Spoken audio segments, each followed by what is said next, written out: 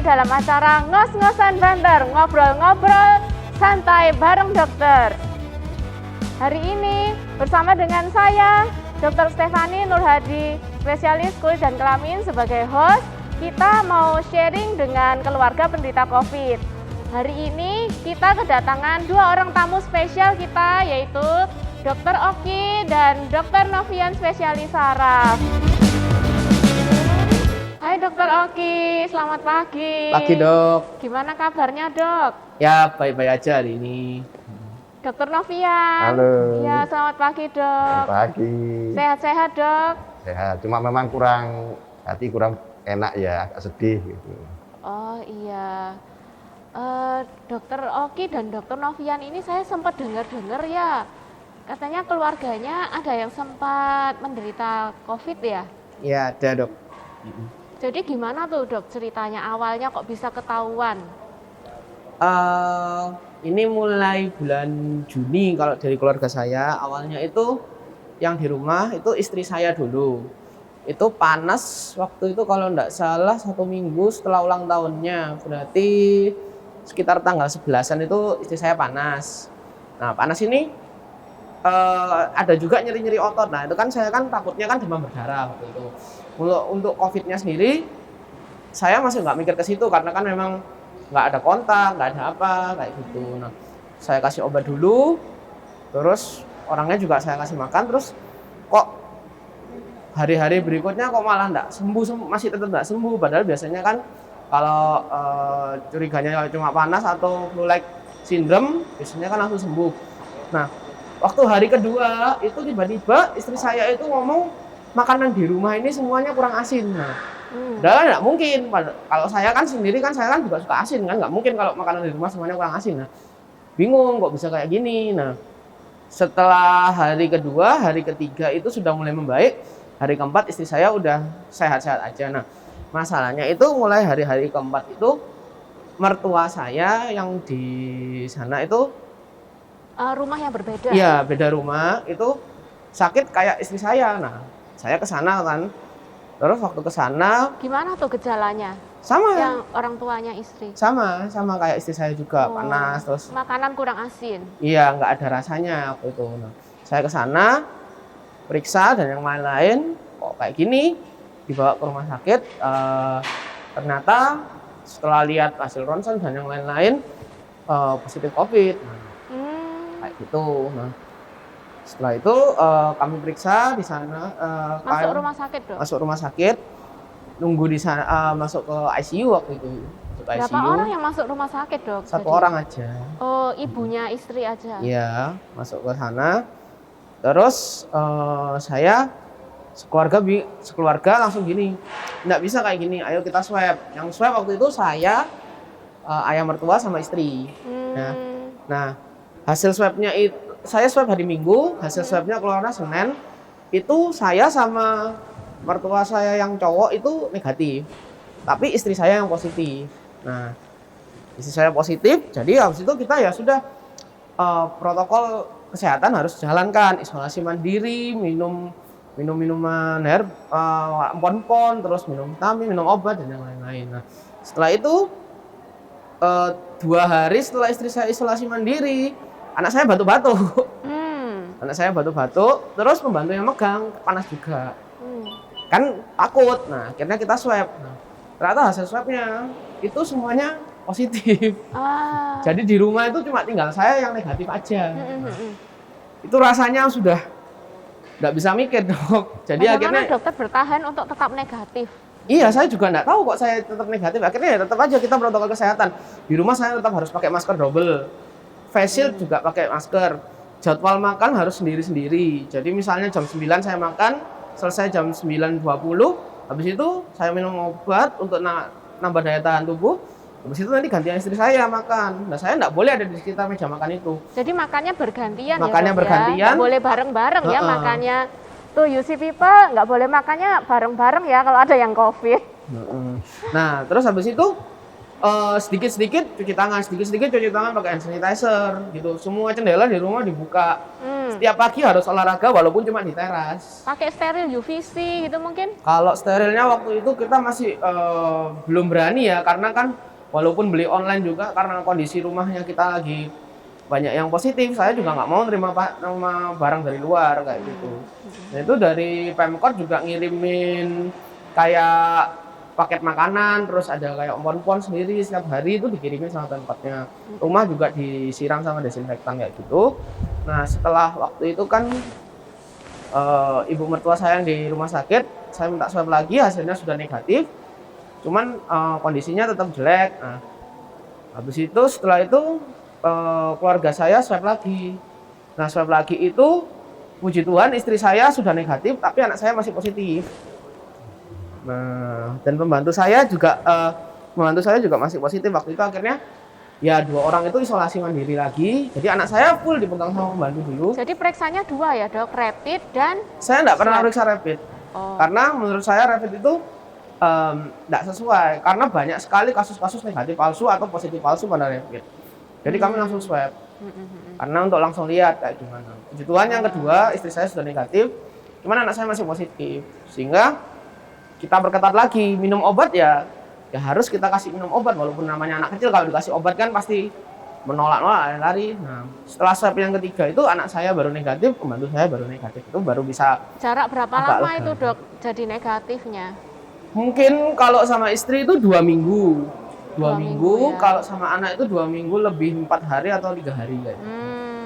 Ya kalau dari saya kayak gitu, pokoknya selama itu masih positif, ya harus jaga jarak, rumahnya dibuka semua, semprot desinfektan, cuci tangan, makan harus diatur dan minum obat yang teratur juga. Oh iya. Puji Tuhan tidak ada perburukan, puji Tuhan tidak ada gejala apa-apa, jadi ya kita cuma positif aja, tapi ya hitungannya kalau dulu namanya OTG.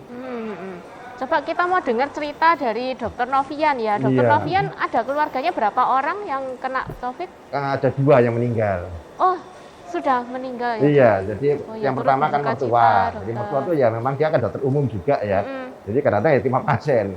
Nah, jadi ya pertama 2 minggu sebelumnya itu pertama kan panas, batuk pilek. Ya dipikir biasa ya minum obat biasa gitu. Lalu kemudian juga ada mencret-mencret. Tapi ya 2-3 hari sembuh, lalu memang membaik.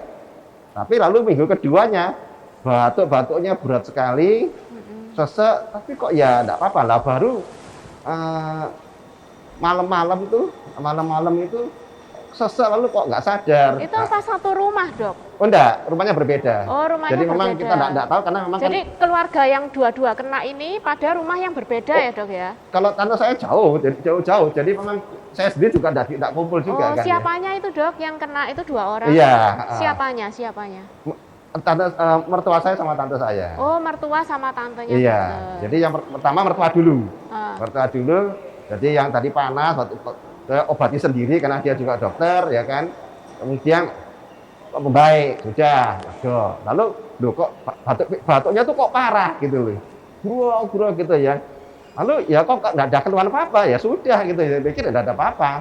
Lalu tahu-tahu ditelepon sama anaknya yang satu rumah dengan maminya itu, ini kok nggak sadar ya, langsung bawa ke rumah sakit. Nah waktu membawanya, istri saya sudah pakai baju semua lengkap, pakai masker semua, bawa ke sana, sesek, di saturasi cuma sekitar 60% saturasi langsung oksigen. Berat ya dok ya? Lalu di ronsen sudah full ground glass appearance. Ya sudah. Saya masih sadar? Sadarnya ya jadi tidak bisa. Ngantuk ya dok ya? Iya gitu. Lalu ya sudah bawa ke isolasi. Malam-malam jam 10 malam, pagi-pagi jam 8 ditelepon rumah sakit, sudah tidak ada. Gitu. Cepat sekali. Dan itu ya, langsung ya? sudah selesai, langsung dikremasi di Keputih. Sampai sekarang juga kita belum larung, kenapa? Kita juga nggak berani juga untuk larung. Nanti kitanya nggak apa-apa, tapi yang kapalnya apa gimana gitu. Sampai sekarang masih di Keputih sampai sekarang. Masih di Keputih? Masih di Keputih. Tante saya juga sama. Tante saya tidak pernah kemana-mana ya sejak kena zaman corona ini tidak pernah kemana-mana, di rumah terus. Nah tapi memang ini babysitternya baru pulang dari desa. Ya biasa ngomong tante saya ya sudah tua, sudah 80 lebih. Itu Lalu tante saya ya batuk, Apakah batuk. waktu balik dari desa itu tidak di swab atau Enggak, rapid itu mungkin? luputnya di situ. Oh iya. Luputnya di situ lah. Juga sama, bawa ke rumah sakit, sudah penuh. Ya malam-malam jam 2 sudah tidak ada, jam 4 pagi sudah dibawa ke Putih. Jadi, dan sudah tidak ada, tahu-tahu sudah tidak ada. Cepat sekali ya dok ya. Cepatnya bukan main. Kira-kira tertularnya dari mana kalau yang keluarga yang satunya lagi? Kalau Kalau saya yang ini mungkin dari pasien bisa, ya, nggak tahu ya. tetap Karena praktek kita ada ya, satu Dok? rumah ya. Masalah kan Oh. dia juga dokter umum ya, Dok, ya. Oh iya. Kalau tante saya mana ini kenapa? Karena dia nggak pernah kemana-mana, ya pasti dari luar. Jadi kemungkinannya dari babysitternya. Mungkin itu kemana. Nah, yang ngomong kan anaknya juga. Nah, anaknya di swab positif. Jadi terpaksa dia isolasi mandiri. Ya kebetulan rumahnya kan besar ya, rumahnya di Ya, Jalan Tanjung jadi itu di besar. rumah aja. Jadi di rumah paling pojok, paling loteng. Jadi dia satu komplek itu sepupunya dia saja. Nah, kita di apa yang lainnya semua yang suaminya malah enggak apa-apa, suaminya malah negatif. Oh, suaminya malah negatif Iya. ya. Kalau keluarganya dokter Oki ini kira-kira ketularannya dari klaster mana ini? Ya mungkin dari mertua saya itu. Oh, dari mertuanya. Ya. Mertuanya kira-kira dapat dari mana gitu? Mertua Apakah saya memang kan suka ke tempat keramaian? Pemkot, kerja di Pemkot. Iya, Ya. jadi Kan memberikan bantuan ke rumah sakit, memberikan bantuan kemana-mana. suka kemana-mana ya. Bukan suka kemana-mana, Dok. Memang tugasnya seperti Ah, itu, iya. Dok. Kalau suka ya pasti nggak suka. Iya, iya. Tapi selama berkunjung ke rumah sakit kemana-kemana itu mesti pakai Oh, iya, masker, menerapkan jelas. protokol kesehatan ya dok. Jelas, Dok. Cuman kan yang namanya ini kan penyakit baru. Kita kan nggak ngerti definisi dari droplet jadi airborne aja kan bisa pernah berganti-ganti. Karena itu nggak ada yang namanya perlindungan 100% total itu kalau menurut saya nggak ada, Dok. Karena ini kan memang baru sekali, walaupun kita sudah pakai protokol kesehatan pun ada tetap kemungkinan kita tetap bisa kena. Karena itu apa yang paling harus dilakukan? Ya kalau saya sih ya jaga jarak dan nggak kemana-mana. Gitu. Walaupun mau pakai hazmat, mau pakai N95, mau pakai semua baju lengkap, APD level 3, menurut saya tetap bisa terkena. Karena memang ada fasenya mungkin virusnya itu memang benar-benar airborne atau mungkin sudah ada di udara, tinggal waktu kita buka, nah kita kehirup kan nggak ada yang tahu. Gitu. Ya benar. Jadi memang harus tetap jaga jarak dan nggak kemana-mana. Iya. Ya. Untuk Dokter Novian mungkin ada tips-tips bagaimana supaya tidak ketularan COVID. Ya. Apalagi kalau keluarganya sendiri yang ada yang COVID.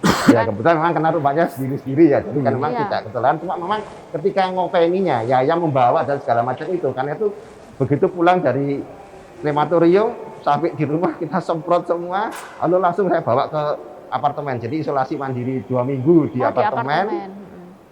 Lalu 1 minggu di rumah yang lain lagi. Jadi 3 minggu. Lalu itu langsung periksa rapid test dan negatif. Karena kita juga takut nanti anak-anak ketularan bagaimana nanti ya. Jadi apa sudah benar-benar isolasi. Dan tidak dekat, memang nggak dekat, memang rumahnya lain sudah dipindah. Iya, baik dok. Mungkin ada pesan-pesan buat UC people sekalian, gimana supaya tetap sehat dan tidak terkena COVID. Kalau untuk tidak terkena COVID-nya ya tadi ya. Take home message-nya nih, yang simple tapi mudah diingat. Kalau untuk tidak terkena COVID ya gampang sebenarnya ya, tidak kemana-mana dan selalu wajibkan lakukan protokol kesehatan. Walaupun di rumah pun, jadi jangan pernah nyentuh bagian muka, jangan pernah kemana-mana nggak cuci tangan, itu tetap harus dilakukan. Dan selalu pakai masker. Apabila walaupun cuma nerima, misalnya ya ini kan di rumah. Sekarang kan orang-orang malas belanja, terus belanja online pakai Shopee. Nah, kurir Shopee-nya datang gitu, bawa Shopee-nya, bawa pesenannya, nah tetap pakai masker waktu nerima. Dan kalau misalnya paketnya sudah datang, kita semprot dulu, kayak gitu. Karena kita tetap, ya seperti tadi yang saya ngomong, kita nggak tahu virus ini tuh sampai kapan dan sebagaimana nanti parahnya. Apakah tetap bisa jadi droplet, ataukah bisa jadi airborne, ataukah mungkin nanti bisa melekat di plastik, kan kita masih belum tahu. Karena selalu berganti, selalu ada penelitian baru, berganti lagi, kayak gitu. Karena itu tetap harus mana-mana. Tapi kalau seandainya ada yang sudah kena, ada yang keluarganya kena, jangan putus asa dulu, jangan stres dulu. Kenapa? Stresor menurunkan sistem imun. Sehingga kalau sudah kena, tetap berpikir positif kalau ini bisa sembuh. Saya pernah satu rumah dengan semua orang OTG dan cuma saya yang negatif, dan saya lihat semuanya bisa sembuh. Jadi jangan stres dulu, tetap lakukan protokol kesehatan dan selalu semangat. Kalau Dokter Novian mungkin ada pesan-pesan yang mau disampaikan kepada UC People. Mungkin yang penting itu UC People mungkin punya keluarga di rumah yang sudah senior mungkin, atau apa yang membuat kita tuh rentan terkena virus ini dan bagaimana kita mesti berjaga-jaga gitu, Dok. Iya, jadi justru memang kadang-kadang kita nih harus berbeda dengan kebiasaan yang biasa, yang ya biasanya kita mendekati orang tua. Justru malah pada zaman ini kita harus menjauh dari orang tua. Kenapa? Jangan sampai kita menularkan pada orang tua, karena yang rentan itu kan yang orang tua gitu. Mungkin kita kena juga tapi kita enggak apa-apa. Tapi seperti tante saya ini sudah nggak kemana-mana, ya tapi kan ada penyusup yang membawa virus ini. Jadi luputnya di sana ya, luputnya sayang sekali. Padahal sebenarnya dia sehat, tidak pikun, tidak apa, sehat sama sekali, tidak ada penyakit. Ya kena satu ini. Baik UC People, kita sudah mendengar kisah-kisah dari keluarga penderita COVID. Jadi ini menjadi bahan pembelajaran buat kita, bagaimana kita harus berjaga-jaga di masa pandemi ini, yang kita belum tahu sampai kapan berakhir. Kita semua berdoa supaya pandemi ini segera berakhir. Tapi tetap lakukan jaga jarak, cuci tangan, dan tidak kemana-mana, seperti pesan dari Dr. Oki. Terima kasih Dr. Oki dan Dr. Novian atas kehadirannya, sharing-sharing di acara Ngos-Ngosan Banter kali ini. Ya, sama-sama Dok. Yuk. Sampai jumpa di acara Ngos-Ngosan Banter selanjutnya. Jangan lupa like dan subscribe.